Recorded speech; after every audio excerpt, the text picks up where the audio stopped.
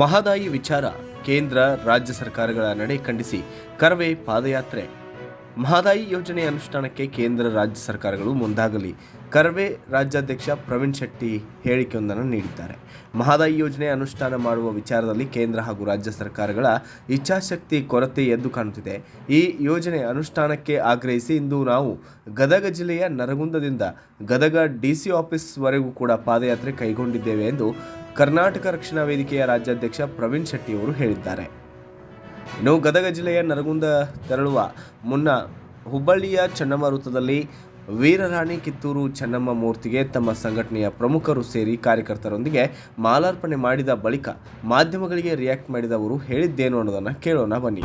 ಕರ್ನಾಟಕ ರಕ್ಷಣಾ ವೇದಿಕೆಯಿಂದ ರಾಜ್ಯದ ನಾನಾ ಭಾಗಗಳಿಂದ ಕಳಸಾ ಬಂಡೂರಿ ಮಹದಾಯಿ ಯೋಜನೆ ಜಾರಿಗೆ ತರಬೇಕಂತೇಳಿ ಒತ್ತಾಯವನ್ನು ಹೇಳಿದ್ದಕ್ಕೆ ರಾಜ್ಯ ಸರ್ಕಾರ ಸೂಕ್ತವಾದಂಥ ಕಾನೂನು ಹೋರಾಟವನ್ನು ಮಾಡಬೇಕು. ಕೇಂದ್ರ ಸರ್ಕಾರದ ಮುಖ್ಯ ಪಾತ್ರ ವಹಿಸ್ತಾ ಇರುವಂಥ ಪ್ರಹ್ಲಾದ್ ಜೋಶಿ ಅವರು ಹೇಳಿದರು, ಸಾವಿರಾರು ಕೋಟಿ ಹಣವನ್ನು ನಾವು ಮೀಸಲಿಟ್ಟಿದ್ದೀವಿ, ಎಲ್ಲ ನಾಲೆಗಳನ್ನು ಕೆಲಸವನ್ನು ಪ್ರಾರಂಭ ಮಾಡ್ತೀವಿ, ಉತ್ತರ ಕರ್ನಾಟಕದ ಭಾಗದ ಕುಡಿಯೋ ನೀರಿನ ಯೋಜನೆಯನ್ನು ಜಾರಿಗೆ ತರ್ತೀವಿ ಅನ್ನುವಂಥ ಮಾತನ್ನು ಹೇಳಿದರು. ಇಲ್ಲಿಯ ತನಕ ಯಾವುದೇ ಕಾಮಗಾರಿ ಆಗದೆ ನೆನೆಗುಂದಿ ಬಿದ್ದಿರುವಂಥ ನಾವು ನೋಡ್ತಾ ಇದ್ದೀವಿ. ಆದ್ದರಿಂದ ಕೇಂದ್ರ ಸರ್ಕಾರ ಮಲತಾಯಿ ಧೋರಣೆಯನ್ನು ತಾಳದೇನೆ ರಾಜ್ಯ ಸರ್ಕಾರ ಸೂಕ್ತವಾದಂಥ ವಕೀಲತನ್ನು ವಹಿಸುವುದರ ಮುಖಾಂತರ ಸುಪ್ರೀಂ ಕೋರ್ಟಲ್ಲಿ ರಾಜ್ಯಕ್ಕೆ ನ್ಯಾಯವನ್ನು ಕೊಡಬೇಕನ್ನುವಂಥ ಒತ್ತಾಯವನ್ನು ಮಾಡ್ತಾ ಇದ್ದೀವಿ. Bureau report Santosh Aradi, Kannada Janashree news, Hubballi.